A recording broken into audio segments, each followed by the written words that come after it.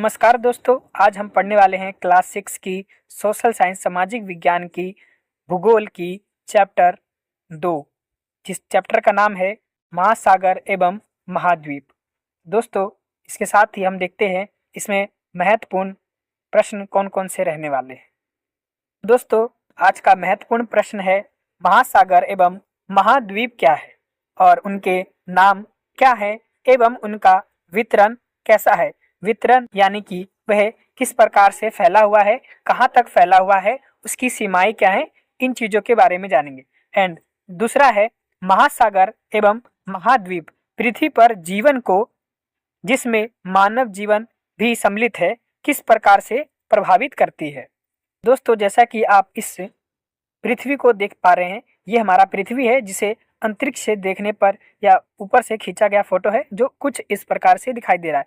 जहां आप देख सकते हैं ये जो है हमारी भूमि है, ये वाला एरिया ऑस्ट्रेलिया। तो और जो ये वाइट वाइट जो आपको दिख रहा है, ये बादल है या पानी है, और ये नीला नीला जो आपको दिख रहा है, ये सारा ये क्या है, हमारा पानी है, यही हमारा महासागर है। और जो ये भूमि जो दिखाई दे रही है इस मैप में, ये सारी भूमि, ये इंडिया, ये सारी भूमि ही हमारा क्या होता है, महाद्वीप होता है। तो चलिए इसको विस्तार से डिटेल में समझते हैं। तो जैसा कि आप जानते हैं कि महासागर ही सब कुछ है। ये पृथ्वी के लगभग 7/10वें भाग पर व्याप्त है, यानी कि लगभग 70% पर, पृथ्वी के 70% भाग पर महासागर है। महासागर की बात हो रही है कि इसकी श्वास शुद्ध एवं स्वच्छ है। ये विस्तृत निर्जल स्थल है जहां मानव कभी अकेला नहीं हो सकता, क्योंकि यहाँ वह जीवन का अपने आसपास ही अनुभव करता है। और जो महासागर है वो प्रकृति का एक विस्तृत भंडार है। दूसरे शब्दों में कहे तो संसार का आरंभ जो है महासागरों से हुआ है, और कौन जानता है कि इसका अंत इसी में ना हो। तो चलिए इसके साथ ही दोस्तों चैप्टर को हम लोग आगे बढ़ाते हैं और समझने की कोशिश करते हैं। तो आइए हम अपने ग्लोब की ओर लौटते हैं और इसे धीरे धीरे घुमाते हैं। आप चंद्रमा से लिए गए पृथ्वी के चित्र को भी देख सकते हैं। आपको सबसे अधिक कौन सा रंग दिखाई देता है, तो निश्चय ही आपको नीला रंग दिखाई दे रहा होगा। जैसा कि अभी आपने मानचित्र पर पृथ्वी का मैप देखा, उसमें सबसे ज्यादा आपको क्या है, नीला रंग दिखाई दे रहा था। कुछ इस प्रकार से आप देख सकते हैं। तो आपने देखा कि यहाँ पे कौन सा रंग था, नीला रंग था। परंतु क्या यह दर्शाता है कि आपने उत्तर का अनुमान लगा लिया होगा, जल, यानी ये क्या नीला रंग है, जल है। और इसका अर्थ है कि पृथ्वी की अधिकांश सतह जल से घिरा हुआ है। किससे दोस्तों, जल से। और वास्तव में पृथ्वी का 3/4 भाग जल से घिरा हुआ है। कितना दोस्तों, 3/4 भाग। 3/4 भाग का मतलब है लगभग 75% जो जल है वो पृथ्वी पर उपलब्ध है, यानी पृथ्वी जो है 75% भाग जल से घिरा हुआ है। और इसी कारण अंतरिक्ष से देखने पर यह पृथ्वी नीली दिखाई देती है। तो दोस्तों, ये नीली क्यों दिखाई देती है, क्योंकि ये अधिकतर जल से घिरा हुआ है, इसीलिए अंतरिक्ष से देखने पर यह कैसा दिखाई देता है, नीला दिखाई देता है। इसलिए आरंभिक अंतरिक्ष यात्रियों ने स्नेहपूर्वक यानी प्रेम से, प्यार से इसको नीला ग्रह कहकर पुकारा है। दोस्तों, अब देखते हैं आखिर महासागर क्या होता है।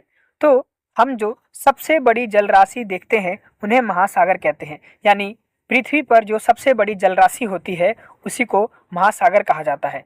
यानी महासागर क्या है, तो महासागर जल का एक विस्तार भंडार है, विस्तार भंडार है। इसी को हम लोग क्या कहते हैं, महासागर कहते हैं। दोस्तों, जैसा कि आप देख पा रहे हैं, ये जो नीला नीला रंग है, ये सारी हमारी क्या है, महासागर है। और ये जो भूरा कलर का यानी ब्राउन कलर का या येलो कलर कह सकते हैं जो आपको दिख रहा है, ये सारा ही क्या है, हमारी महाद्वीप है। क्या है, ये महाद्वीप है। और एक महाद्वीप का यानी एक भूमि का जो टुकड़ा होता है वो क्या कहलाता है, भूखंड कहलाता है या लैंड मास कहलाता है। और जब ये लैंड मास जब बहुत विस्तृत होता है यानी बहुत बड़ा हो जाता है, तभी इसको महाद्वीप कहा जाता है। तो इसको भी समझ लेते हैं दोस्तों एक बार।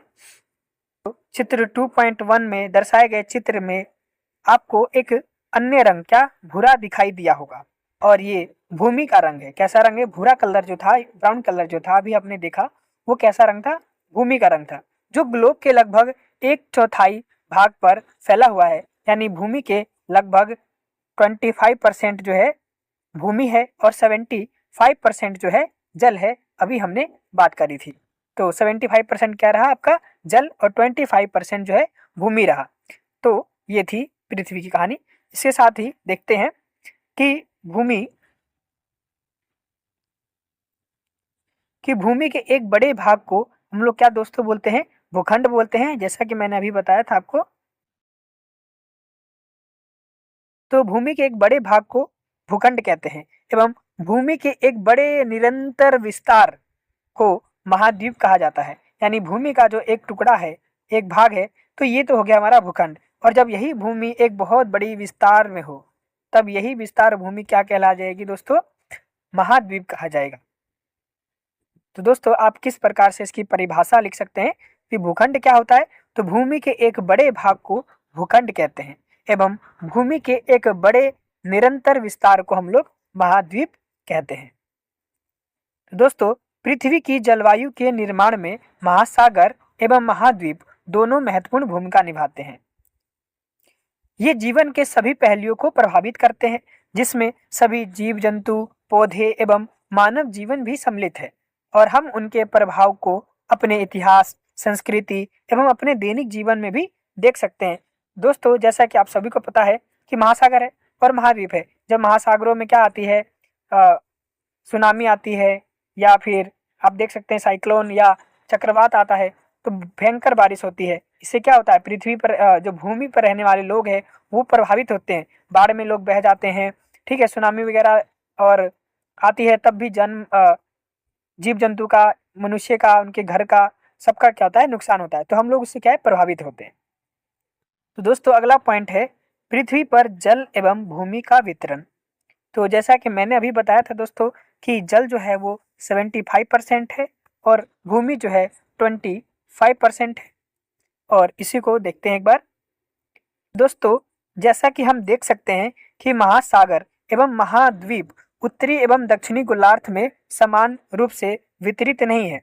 कहने का अर्थ ये है कि उत्तरी गोलार्ध में, तो दोस्तों जैसा कि आप देख सकते हैं ये वाला जो मैप है वो हमारी उत्तरी गोलार्ध या नॉर्थ पोल का, और ये जो है दक्षिणी गोलार्ध या साउथ पोल का। तो कहने का अर्थ ये है कि आप देख सकते हैं कि उत्तरी गोलार्ध में जो है भूमि आपको ज़्यादा दिखाई दे रही है और दक्षिणी गोलार्ध में आपको जल ज़्यादा दिखाई दे रहा है। तो इस प्रकार हम कह सकते हैं कि उत्तरी गोलार्ध में जल जो है कम है और दक्षिणी गोलार्ध में जल जो है वो ज़्यादा है। इसीलिए ऊपर कहा गया है कि पृथ्वी पर जल और धरती का, यानी महासागर और महाद्वीप का वितरण जो है सेम नहीं है, अलग अलग है। जैसा कि आपने देखा दोस्तों, यहाँ महासागर तो है ये नीला रंग, इसके अलावा ये नीला रंग जो है खाड़ी और सागर को भी दर्शाता है, वे एंड गल्फ। तो ये बे या गल्फ क्या होता है, तो जैसा कि दोस्तों हमने सुना होगा कि बंगाल की खाड़ी और अरब सागर जैसे कुछ जगह हैं, तो वो क्या है दोस्तों, एक बार देख लेते हैं। तो दोस्तों जैसा कि आप लोग देख सकते हैं यहाँ पर कि ये जो एरिया है हमारा क्या है, बंगाल की खाड़ी से है और ये एरिया जो है हमारा अरब सागर है। तो दोस्तों सागर क्या होता है और खाड़ी क्या होती है, इसके अलावा आप दोस्तों यहाँ पर देख सकते हैं जो श्रीलंका और भारत जो है जुड़ा हुआ है, और सेतु जो है हमारी इधर क्या है, हमारा एक मन्नार की खाड़ी है और इधर कच्छ की खाड़ी है। तो इस प्रकार से है। तो ये क्या है, वे है, और ये क्या है, हमारी गल्फ है। ये कच्छ की खाड़ी हमारी गल्फ है, गल्फ ऑफ कच्छ, और गल्फ ऑफ मन्नार इधर क्या है, बंगाल की खाड़ी।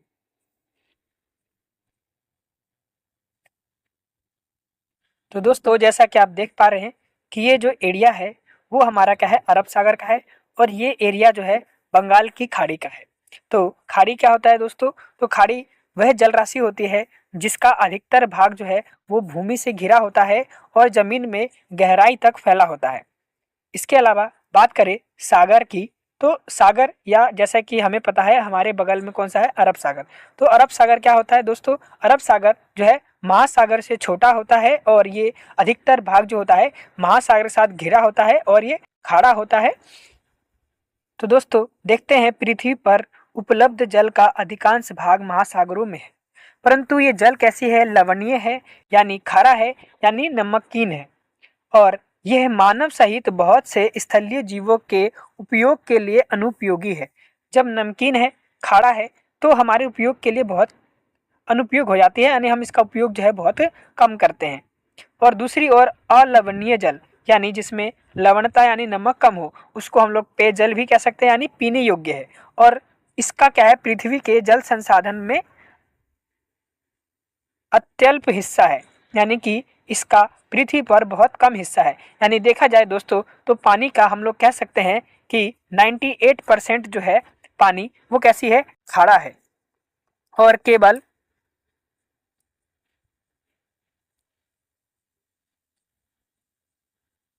केवल 2% जो जल है वो अलवणीय है, यानी पीने योग्य है या इस्तेमाल करने योग्य है।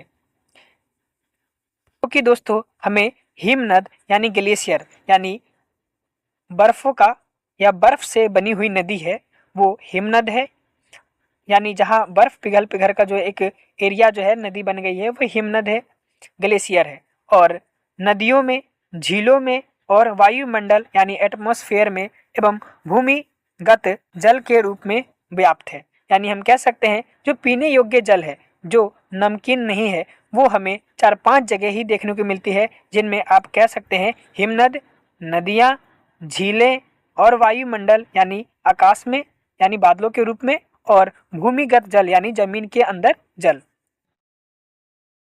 दोस्तों अब हम विस्तार से जानने वाले हैं महासागर के बारे में कि हमारे महासागर कितने हैं। तो दोस्तों हम कह सकते हैं कि हमारे पास 5 महासागर है। पहला जो है प्रशांत महासागर, दूसरा अटलांटिक महासागर, तीसरा हिंद महासागर, चौथा आर्कटिक महासागर और पांचवा है दक्षिणी महासागर या अंटार्कटिका महासागर। तो टोटल महासागर कितने हो गए दोस्तों, 5 हो गए। तो दोस्तों हम लोग मैप के जरिए समझ सकते हैं कि हमारे महासागर है वो कहाँ कहाँ है और किस प्रकार से दिखता है। तो दोस्तों जैसा कि आपको पता है पृथ्वी क्या है, गोल है। तो जब हम मैप बनाते हैं तो उसका पूरा भाग को हम नहीं दिखा सकते, मतलब पूरा भाग एक साथ नहीं दिखा सकते। तो कुछ हिस्सा इधर होगा और कुछ हिस्सा इस तरफ होगा और कुछ हिस्सा इस तरफ होगा। यानी ये टोटल एरिया जो है, ये टोटल एरिया प्रशांत महासागर का है। पृथ्वी गोल है तो इस एरिया को पीछे ले जाएंगे और ये क्या होगा, जुड़ जाएगा। लेकिन ये मैप है तो मैप पर हमें क्या है, अलग अलग दिख रहा है। तो ये टोटल एरिया, ये भी एरिया, ये दोनों ही क्या है, प्रशांत महासागर है। और आप यहाँ से यहाँ पर देख सकते हैं ये वाला जो एरिया है वो अटलांटिक महासागर का है। इसके अलावा आप देख सकते हैं कि दोस्तों ये किस प्रकार से एस का आकृति का बन रहा है, यानी इसकी आकृति कैसी है, एस आकृति की है। तो इसके अलावा दोस्तों अटलांटिक महासागर है वो सबसे व्यस्त महासागर है, यानी इसमें जो है जहाज़ों का यानी पानी वाले जहाज़ों का या सामान ले जाने वाले जहाज़ों का आवागमन जो होता है बहुत ज़्यादा होता है, इसीलिए कैसी है महासागर, व्यस्त महासागर है। और प्रशांत महासागर की बात करें दोस्तों तो ये सबसे बड़ा महासागर है। कैसा है, सबसे बड़ा महासागर है। इसके अलावा दोस्तों आप यहाँ पर देख सकते हैं ये कौन सी महासागर है, हमारी हिंद महासागर है। तो ये हमारी तीसरी महासागर हो गई। और चौथी की बात करें तो ये हमारी दक्षिणी महासागर हो गई, जो आप नीचे नीचे देख पा रहे हैं। और पांचवी जो है आर्कटिक महासागर है, जो कि सबसे छोटा महासागर कौन सा है, आर्कटिक महासागर। तो ये हमारी सबसे छोटा महासागर है।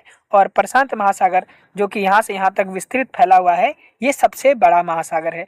और दूसरे स्थान पर आता है अटलांटिक महासागर, और तीसरे स्थान पर देख सकते हैं हिंद महासागर को, और चौथे स्थान पर देख सकते हैं हम लोग दक्षिण महासागर को, और पांचवें स्थान पर हम देख सकते हैं आर्कटिक महासागर को। तो ये हमारे 5 महासागर थे दोस्तों।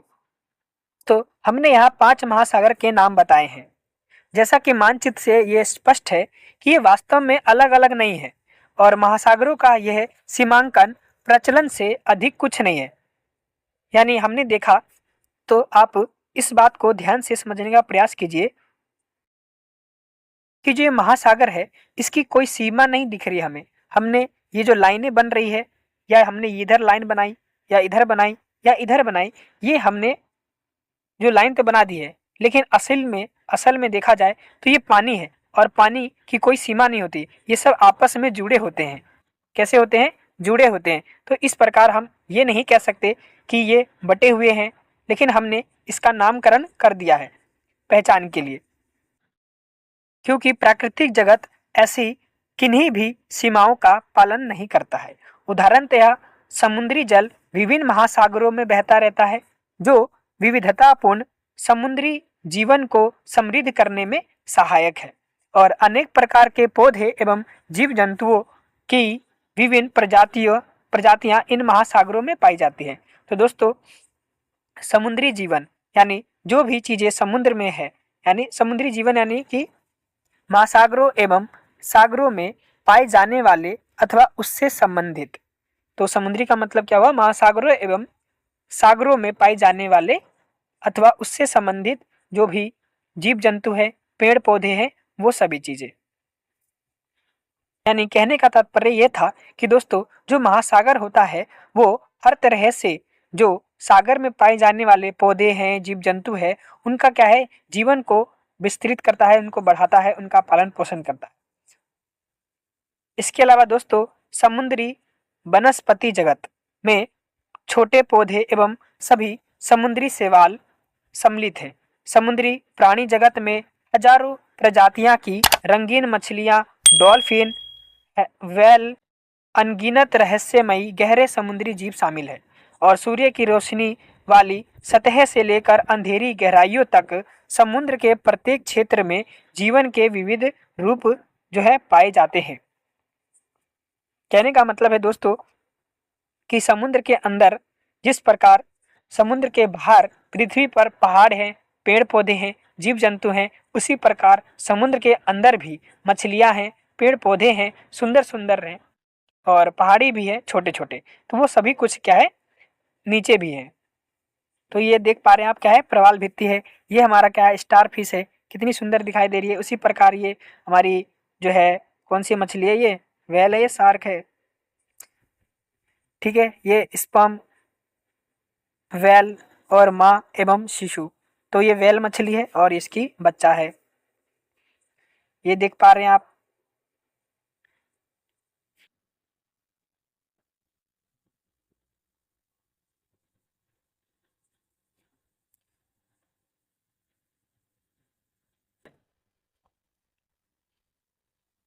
तो दोस्तों, जैसे कि मैंने आपको बताया था कि प्रशांत महासागर क्या है, सबसे बड़ा महासागर है, और दूसरे स्थान पर सबसे बड़ा महासागर कौन सा है, अटलांटिक है, और तीसरे स्थान पर जो है हिंद महासागर है। यह एक ऐसा महासागर है जिसे हमारे देश हिंदुस्तान के आधार पर रखा गया है, और जबकि दक्षिणी महासागर जो चौथे स्थान पर है, और सबसे छोटा महासागर आर्कटिक महासागर है। तो दोस्तों, जैसा कि हम देख सकते हैं कि महासागरों के मानचित्र से स्पष्ट है कि हिंद महासागर का जो विस्तार है वो उत्तर में एशिया और पश्चिम में अफ्रीका और पूर्व में ऑस्ट्रेलिया और दक्षिण में दक्षिणी महासागर तक है। इसके अलावा भारत के दोनों ओर हिंद महासागर के दो भाग दिखाई देते हैं, पश्चिम में अरब सागर और पूर्व में बंगाल की खाड़ी। तो आप इस मैप के जरिए भी देख सकते हैं कि भारत के जो पश्चिम है वहाँ कौन सी है, अरब सागर है, और इसके पूरब में बंगाल की खाड़ी है, और इसके नीचे आप देखेंगे हिंद महासागर है। तो जो ऊपर कही गई है बात, उसको भी हम विस्तार से समझने का प्रयास करते हैं दोस्तों।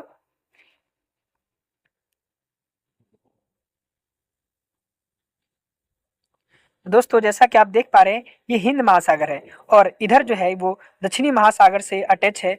इधर देखे तो प्रशांत महासागर से है, और इधर देखे तो अटलांटिक महासागर से जुड़ा हुआ है, यानी घिरा हुआ है।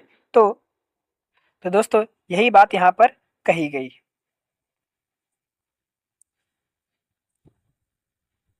बात कर लेते हैं महासागर एवं आपदाएं। तो महासागर आपने जान ही लिया कि पृथ्वी पर जो जल की विशाल राशि है वो हमारी महासागर है, और आपदाएं क्या होती है, तो डिजास्टर क्या होती है। तो आप समझ सकते हैं, जैसे कि आपने बाढ़ देखा होगा, सुनामी सुनी होगी, भूकंप सुना होगा, पहाड़ों का खसकना या टूटना सुना होगा। तो ये सारी क्या है, हमारी आपदाएं हैं। यानी आपदा क्या होती है, तो वे घटनाएं जो प्राकृतिक रूप से या मानव के द्वारा होती है, और जिस पर हमारा कोई वश नहीं होता है, लेकिन हम इसको कंट्रोल कर सकते हैं। और इसमें क्या होती है, बहुत सारी हमारा बहुत सारा नुकसान होता है, जीव जंतु का भी नुकसान होता है, हमारा भी नुकसान होता है, हमारे घर परिवार सब चीज़ों का नुकसान होता है।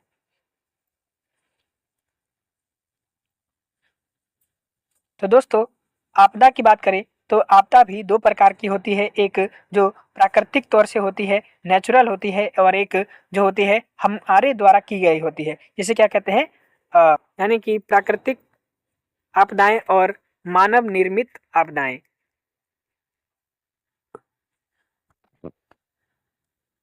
तो दोस्तों, आखिर हम समुद्र के बारे में आपदाओं का क्या काम है, इसको भी समझ लेते हैं। तो इस अध्याय के आरंभ में दिए गए पृथ्वी के चित्र को फिर से देखिए, और आपने ध्यान दिया होगा कि पूरी पृथ्वी पर कुछ सफेद आकृतियां दिखाई देती हैं। क्या आप अनुमान लगा सकते हैं कि वे क्या हैं? वे बादलों के विशाल समूह हैं। यानी कहने का क्या तात्पर्य है दोस्तों, जैसा कि आप ये व्हाइट व्हाइट देख पा रहे हैं, ये सफेद, ये क्या है, हमारे बादल हैं।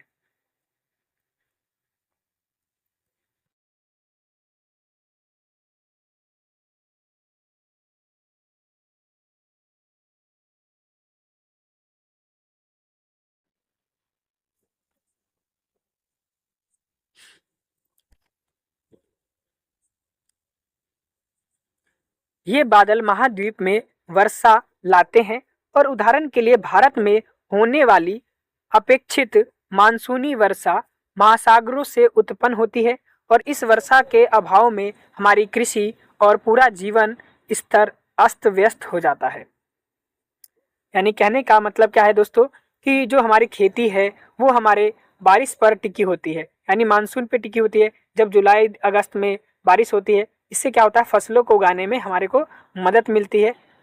और नहीं होने पर या अत्यधिक हो जाने पर बाढ़ की समस्या, और नहीं होने पर सूखे की समस्या, और हमारे को अकाल जैसी समस्या देखने को मिलती है।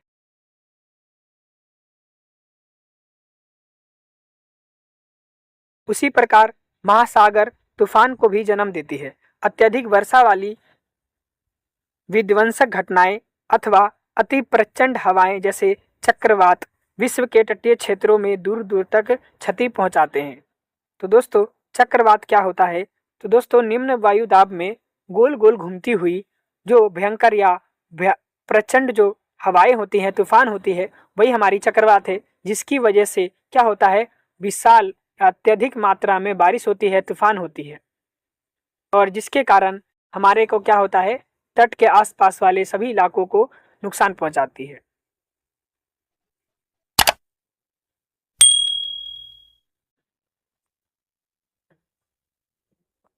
तो दोस्तों, इस चित्र के माध्यम से समझ सकते हैं कि जो चक्रवात होता है वो पानी के इस प्रकार से गोल गोल भवंडर जैसा बनता है, और इसकी वजह से क्या होती है, बहुत मात्रा में तूफान होती है और बारिश बहुत ज़्यादा अत्यधिक होती है। ये हमारा क्या है, चक्रवात है। तो इस प्रकार से आप देख सकते हैं मैप में किस प्रकार से बन रहा है।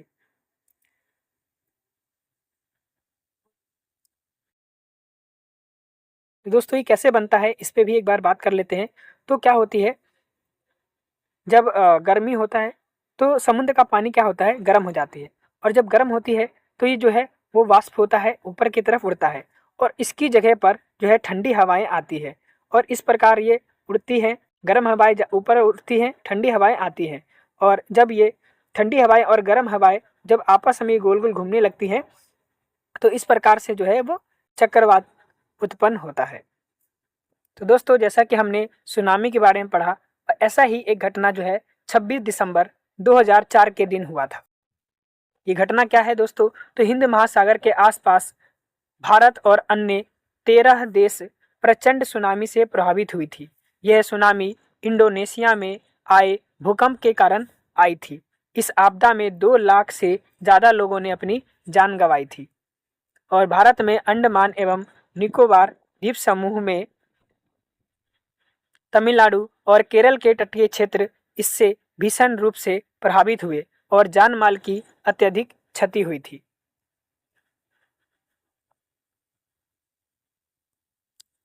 इस प्रकार की सुनामी दोस्तों कभी कभी आती है, लेकिन ये अत्यंत विध्वंसकारी होती है, यानी अत्यधिक नुकसान पहुंचाता है। हालांकि तट से टकराने से पहले इसका अनुमान लगाया जा सकता है। बहुत से देश इस प्रकार की पूर्व चेतावनी प्रणाली हेतु मिलजुल कर काम कर रहे हैं। विशेषकर भारत समेत बहुत से देश जो है हिंद महासागर सुनामी चेतावनी प्रणाली में सहयोग कर रहे हैं। इससे जान माल की रक्षा करने के उपायों में सहायता मिलती है। दोस्तों, जिन घटनाओं के कारण जान और माल की क्षति होती है उन्हें आपदा प्रबंधन के अंतर्गत नियंत्रण किया जाता है और भारत में सभी प्रकार की आपदाओं का सामना करने के लिए राष्ट्रीय आपदा प्रबंधन अधिकरण है, जिसे हम लोग आने वाले अध्यायों में समझेंगे। लेकिन इसके साथ ही आपको बता दूं, राष्ट्रीय आपदा प्रबंधन क्या है। तो राष्ट्रीय आपदा प्रबंधन एक संस्था है जो ऐसी आपदाओं से निपटने का कार्य करती है, यानी national disaster management authority, NDMA। दोस्तों, आगे हम पढ़ते हैं महाद्वीप क्या है और कितने महाद्वीप हैं। सागर के मानचित्र पर महाद्वीप को भी दर्शाया गया है। आप कितने महाद्वीपों को गिन सकते हैं, इसका उत्तर इतना सरल नहीं है, क्योंकि इनकी गिनती कई प्रकार से की जा सकती है और यह हमारी रुचि पर निर्भर करता है कि हम 4 से 7 के बीच किसी भी संख्या की सूची बना सकते हैं। इसके कारण जो है वो निम्नलिखित है।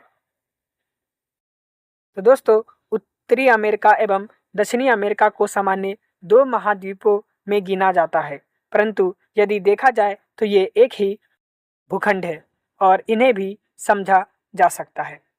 यूरोप और एशिया को सामान्यतः 2 महाद्वीप माना जाता है, यद्यपि मानचित्र में यह स्पष्ट दिखाई देता है कि वे एक ही भूखंड है।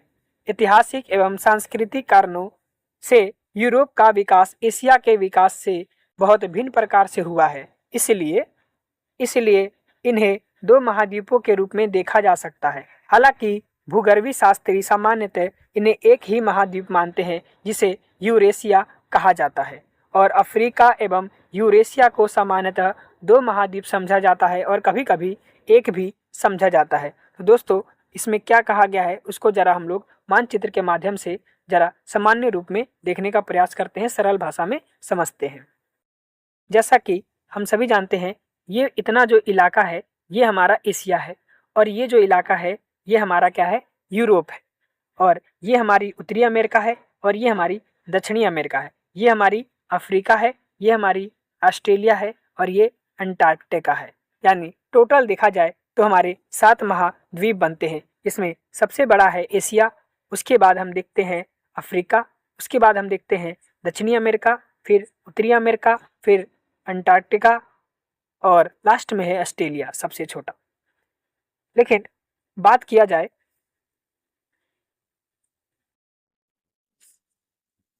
दोस्तों किस प्रकार से ये 7 महाद्वीप 4 महाद्वीप किस प्रकार बन जाते हैं, इसको भी समझने का प्रयास करते हैं।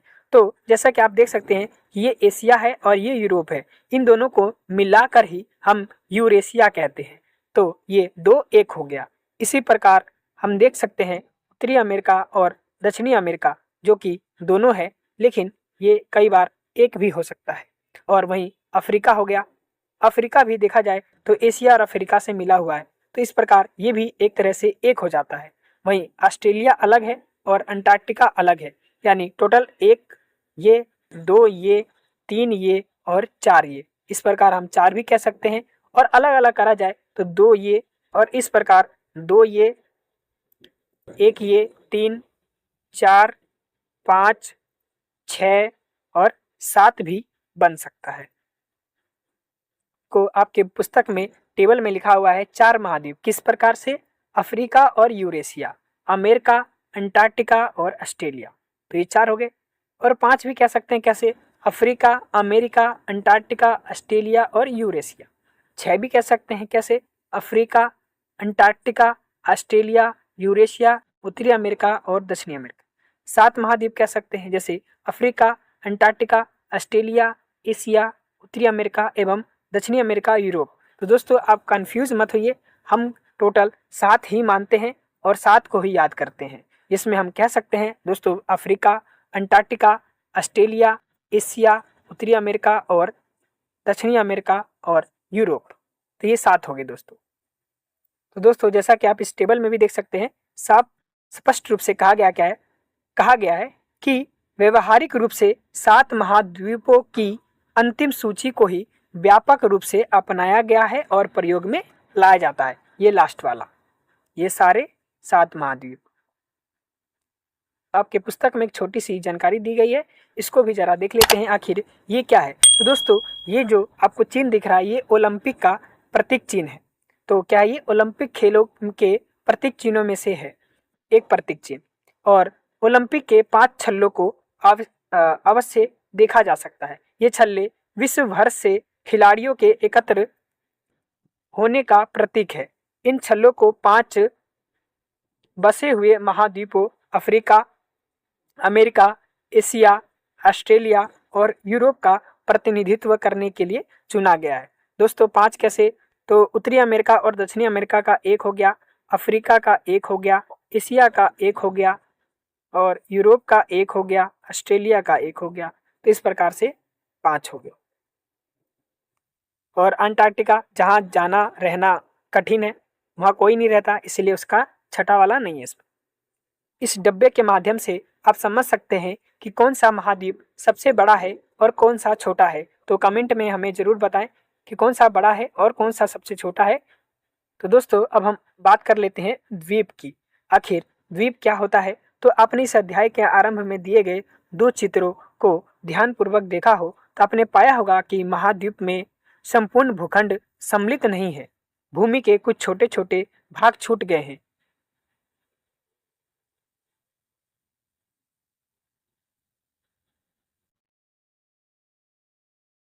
तो दोस्तों, जैसा कि आप देख पा रहे हैं कि ये जो कुछ भाग दिख रहे हैं आपको, ये कैसा है, पानी के अंदर है और चारों ओर से पानी से घिरा हुआ है। ये भी आप देख सकते हैं इस प्रकार से। दोस्तों, हमारे देश के पास 2 द्वीप है, द्वीपों का समूह है, यानी बहुत सारे छोटे छोटे छोटे द्वीप हैं। और ये द्वीप है, पहला द्वीप जो है लक्षद्वीप और दूसरा अंडमान और निकोबार द्वीप समूह। इसके अंदर बहुत सारी छोटी छोटी द्वीप हैं। तो द्वीप क्या होती है दोस्तों? तो द्वीप वह भूखंड होता है जो जल से चारों ओर से घिरा होता है। दोस्तों, यहाँ पर 3 बातें जो है मुख्य रूप से सामने आती है। पहला, प्रायद्वीप। तो प्रायद्वीप क्या होता है दोस्तों? प्रायद्वीप उसे कहते हैं जो 3 ओर से पानी से घिरा होता है। जैसा कि भारत में आप देख सकते हैं, जैसा कि आप भारत के सीन में देख सकते हैं कि ये 3 प्रकार से 3 ओर से पानी से घिरा है, इधर से भी और नीचे से भी। तो इसको हम कहेंगे प्रायद्वीप। और द्वीप क्या होता है दोस्तों? द्वीप उसे कहते हैं जो चारों ओर से पानी से घिरा होता है। यानी ये क्या है, एक टापू है, द्वीप है, जो चारों ओर से क्या है, पानी से घिरा हुआ है। तो क्या हो गया, ये द्वीप हो गया। लेकिन ये द्वीप है और ये महाद्वीप। महाद्वीप क्या है? महाद्वीप इसे इसीलिए कहते हैं। तो दोस्तों, एशिया क्या है? महाद्वीप है। और महाद्वीप क्यों कहा गया? क्योंकि एशिया क्या है, वो छोटा भूमि नहीं है, एक विस्तृत और बड़ा भूमि है, जिस वजह से इसको क्या कहा गया, महाद्वीप कहा गया। तो दोस्तों, चारों ओर से जल से घिरे हुए भूखंड को द्वीप कहा जाता है। और महाद्वीप भी चारों ओर जल से घिरे होते हैं, किंतु आकार में बड़े होने के कारण उन्हें द्वीप नहीं कहा जाता, बल्कि महाद्वीप कहा जाता है। और इस ग्रह पर विभिन्न आकार के लाखों द्वीप हैं। तो दोस्तों, हम द्वीपों के बारे में भी जानकारी लेते हैं कि विश्व का सबसे बड़ा द्वीप है वो कौन सा है? ग्रीनलैंड है। और आकार को समझने के लिए आप भारत के सबसे बड़े 10 राज्यों को अगर जोड़ेंगे तो वो इस ग्रीनलैंड के बराबर आएगा।